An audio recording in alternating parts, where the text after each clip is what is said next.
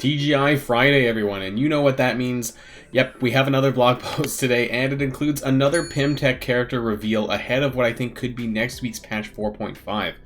Of course, within the blog post as well, they have Dr. Doom's kit, which was also revealed last night via an interview with CM Cerebro on Mobilegamer / Ohemgee's Twitch. So we won't be going over Doom too much other than the basis of his kit, but I do encourage everyone to check out the videos associated with that, and I'll leave some links in the description below where people can check that out if you haven't already. But without further ado, let's head on over to the blog post. Alright, and so here we are at the top of the blog post titled Destroyer of Worlds, with a nice photo of Dr. Doom and Stature, who is going to be the new Pym Tech ally that's coming to the game for next patch. So, greetings, Commander. Commence trembling in fear because of Latveria's supreme leader is en route to strike, and rumor has it he's looking to subjugate all of humanity, and after bowing down to your new ruler, we're introducing you to a new fun-sized Pym Tech member, a new chapter coming to our campaigns, which is Doom War Chapter 2, and giving you a lowdown on all the blitzes and weekly events, obviously, that are coming for next week. So we do have Dr. Doom here. Like I said, we're not going to be focusing too much on everything about him. I'll be doing future videos talking more about Dr. Doom, who, you know, we're not going to be seeing too much until probably in a couple months, when it takes people time to level up to level 80, and then maybe even more. But I mean, at least for the whales to get them, you know, it's going to be at least a few months still, I think, for them to get all the gear required for G15, get to level 80, and then get through Dark Dimension 4. You know, this is going to be a lot of time, and for someone like me, you know, I'm probably looking at 4.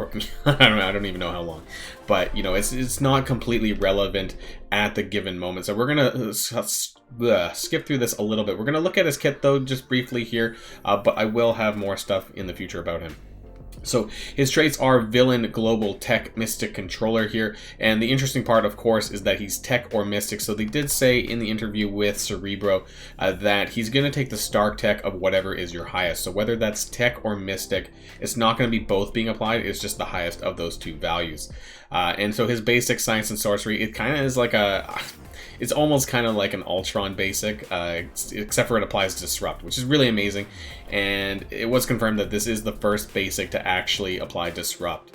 So that's cool too. It's unavoidable, cannot be blocked, so that's awesome too. And it has this little charge mechanic here that it'll flip 2 positive effects to negatives and lose 1 charges. So that's what I kind of meant. I know that Ultron doesn't flip positives and negatives, but it does steal, so it's similar.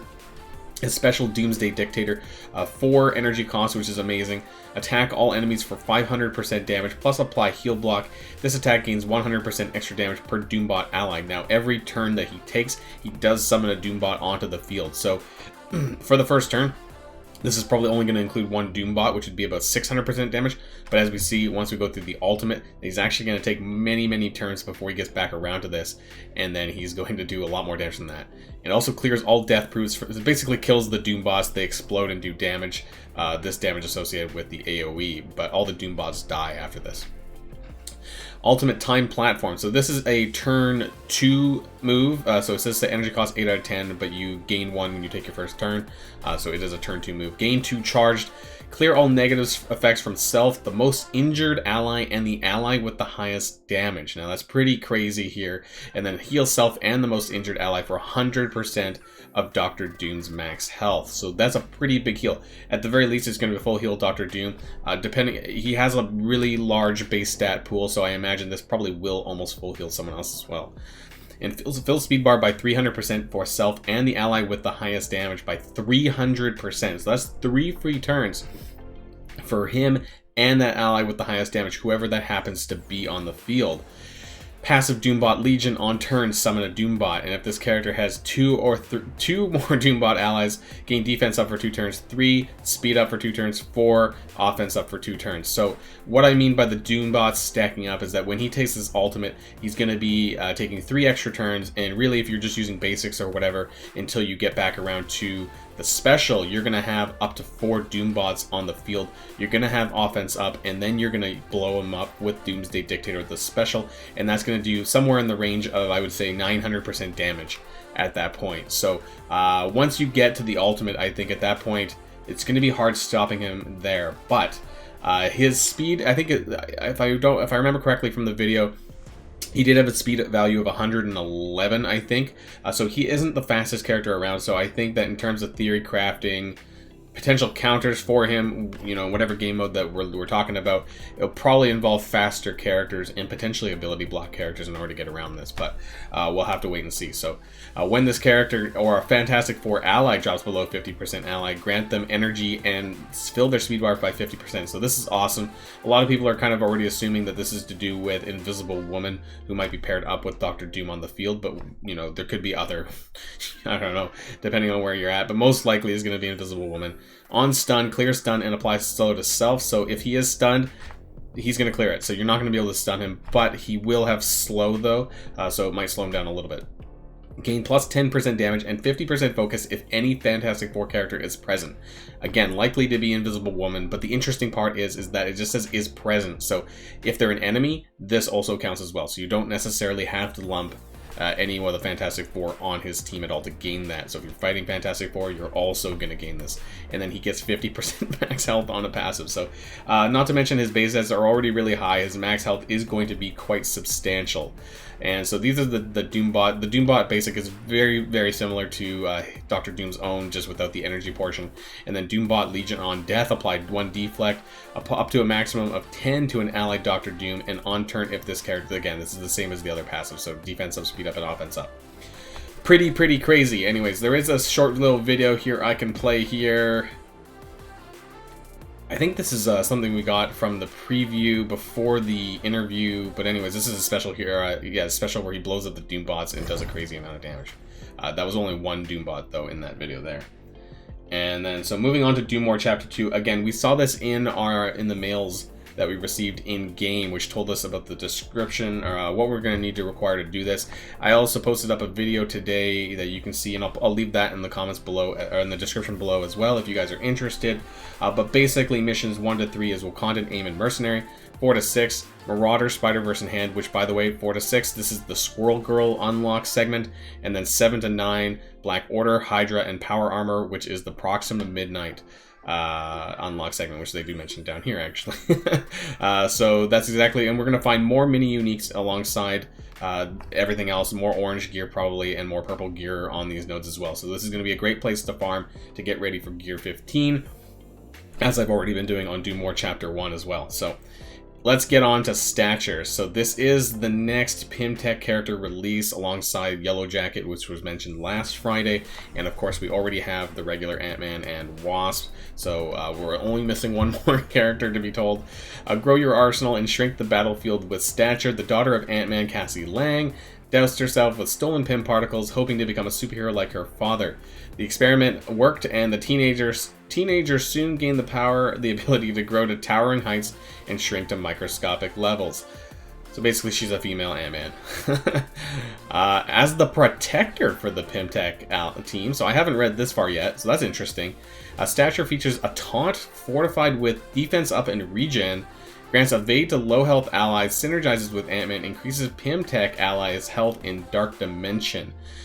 So, a lot of people have been speculating on this because of Yellowjacket's kit release last Friday, that we might be seeing the advent of global Dark Dimension Pym Tech characters to replace Phoenix, because in Dark Dimension 4, we're not going to be able to use Phoenix in the new global lane, which is essentially going to be minus legendary. So without using Phoenix, and looking at the kit that we saw of Yellowjacket, which included 30% drain, a lot of people are speculating that Pym Tech might be the way to go, or one way to go anyways, for Dark Dimension 4. Of course, it's going to be a lot of tech characters, because I assume, well, actually she's bio, which is shocking.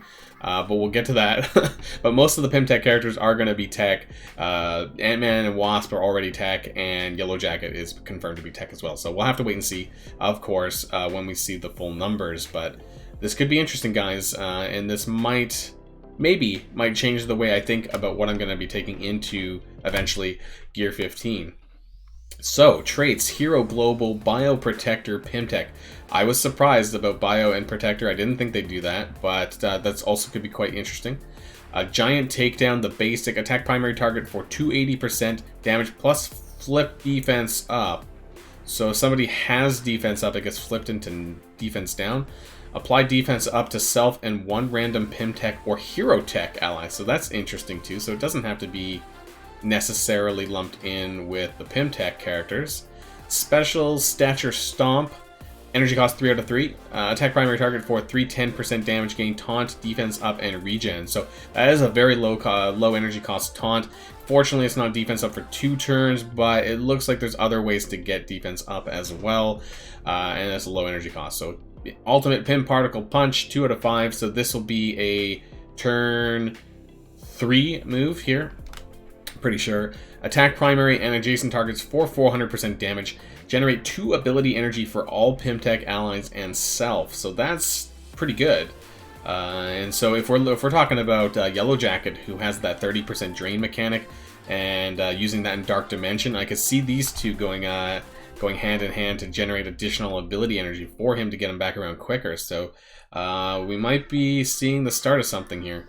Passive Standing Tall. When a Pym Tech ally drops below 50% health, apply 1 evade to that ally up to a maximum of 4. Fill this character's speed bar by 30%. So that is also quite interesting. That's a lot of evade. Up to a maximum of 4. So I wonder if you can...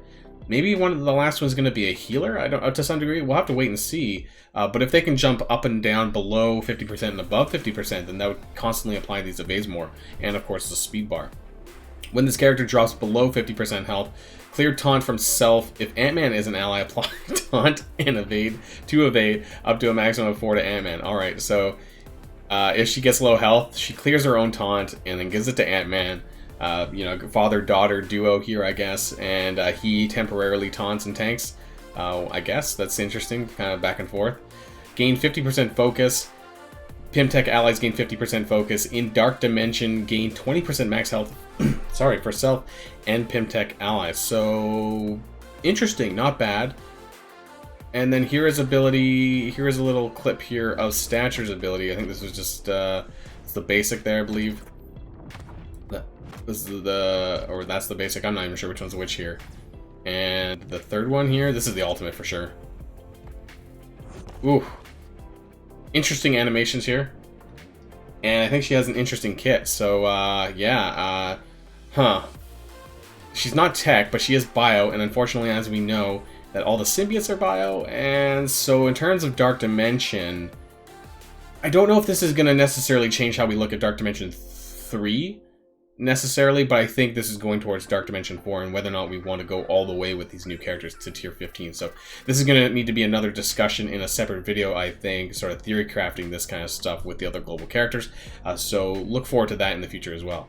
So trait updates here. The 2 traits, Eternal and Martial Artist, have been traditionally underutilized. Martial Artist was required for one of our campaign events. I believe that was the Psylocke event, where you could only bring Martial Artist characters. Eternal was used by Thanos and Ultimus, but had nothing really related to that.